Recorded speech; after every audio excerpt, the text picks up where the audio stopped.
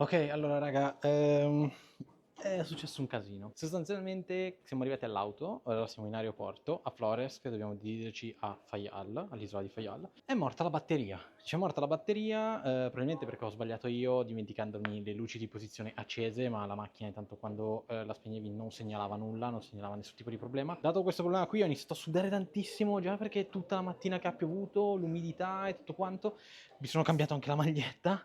Abbiamo trovato per fortuna un signore che grazie a Dio ci ha aiutato con i cavi, l'abbiamo ricaricata, ci siamo diretti in aeroporto, la macchina intanto si è caricata andando e quindi l'abbiamo riconsegnata tutto a posto e siamo entrati qua in aeroporto. Quindi ora mangiamo, ci facciamo un attimino il check-in e andiamo a Paià. Ed ovviamente si riusano questi volini qua. Ok, allora siamo arrivati a Orta, sull'isola di Fayal. Il tempo fa abbastanza schifo. Ora, dato il tempo, cerchiamo un attimino di capire cosa fare e vediamo.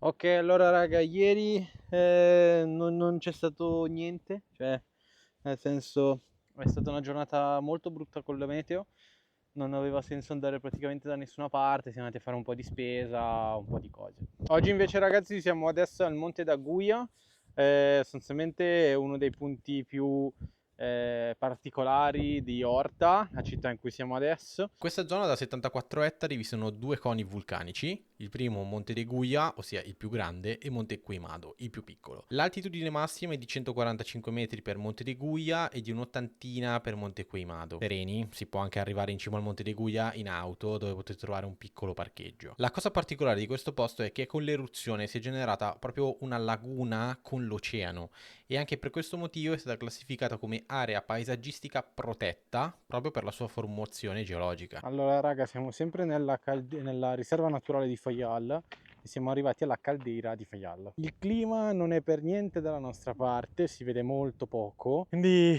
perfetto. Ora vediamo di fare un giretto, anche se dovremmo andare più o meno verso lì, ma è completamente bianco, non si vede niente e anche su di là è tutto bianco, quindi ora cerchiamo un attimino di capire. Praticamente si tratta della caldeira più giovane delle Azzorre perché ha 400 anni e ha anche un diametro di 2 km. Infatti tutto il giro, che adesso qua non si vede, in totale sono 6 km e 8 e non so se faremo tutti, non so se ha molto senso. Ora si è aperto un po', riuscite a vedere qualcosa, anche se in fondo di là dovrebbero esserci anche due laghetti, ma appunto non si vedono. Alla fine, essendo 2 km di diametro, cioè qua vediamo veramente poco. Allora raga, stiamo provando a camminare, mi vola pure il cappello dal vento che c'è. La situazione non è molto migliorata. Cosa? Ci crediamo che si aprirà. Vediamo. Cosa mi ha impacchettato? A quanto ho capito mi ha fatto anche un fiocchetto. Sì. Può avere senso? Non lo so. Non mi sono Funziona. nemmeno visto. Funziona. Sì. Dici che funziona? Sì, non ti cade il cappuccio. Ok. Raga, siamo stravicini alle macchine e neanche a malapena si vedono. Perfetto. E raga, siamo arrivati a un faro non più utilizzato. Siamo alla punta di Fayal, alla punta est di Fayal precisamente. Questo faro nel 58 ha subito un evento molto pesante, cioè c'è stata un'eruzione vulcanica qui, dove praticamente tutto questo che stiamo vedendo è cenere vulcanica. Infatti tutto il primo piano del faro è stato completamente sommerso dalla cenere vulcanica e da lì non è più stato utilizzato. Ok raga, praticamente questa eruzione vulcanica qui è successa nel 57.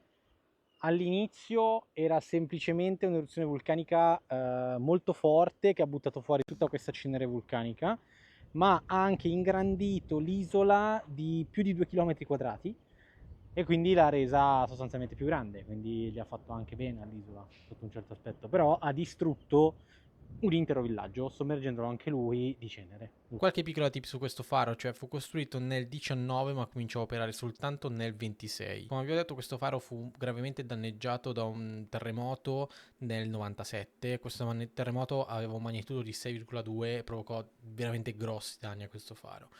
Nel corso degli anni sono stati ipotizzati vari progetti di recupero e valorizzazione del faro, ma nessuno di questi progetti ha riportato veramente il faro in funzione. Per questo è stato fatto un museo al di sotto del faro, proprio sottoterra, dove viene raccontata tutta la sua storia. Nonostante la sua situazione attuale, il faro è considerato un simbolo della capacità di resistere alle forze della natura, in una regione caratterizzata da una forte attività sismica e vulcanica. Ok, allora dopo aver lasciato il faro siamo tornati a Orta. Adesso andiamo a provare una cosa un pochino particolare di questo posto qua. E in questo posto qui, Caffè Sport Peter. Sostanzialmente è un antico bar che esiste da tantissimo, dove si incontrano i marinai per un drink specifico. Allora, in pratica, il gin in questione è questo qui. Si tratta del gin Dumar, è fatto con un gin aromatizzato al maracuja e basta, è un gin tonic. Ora, io non sono un grandissimo amante del gin tonic, ma del gin in generale. Non so se mi piacerà, ora lo scopriamo. Allora, è buono, mi piace. Non si sente per niente il maracuja, devo essere onesto. Cioè il passion fruit, non si sente assolutamente niente. Si sente più la tonica che altro. Non lo so. Boh, vabbè. Ok, allora abbiamo pagato 8 euro tutti e due, vuol dire 4 euro l'uno. Direi accettabile, cioè in Italia una Coca-Cola la paghi quella cifra lì, un intero drink da noi costa decisamente di più. Bene fioi, per questo video è tutto, ci vediamo al prossimo video, poi andremo a São Jorge, andremo lì in nave e niente, ci vediamo alla prossima, ciao raga!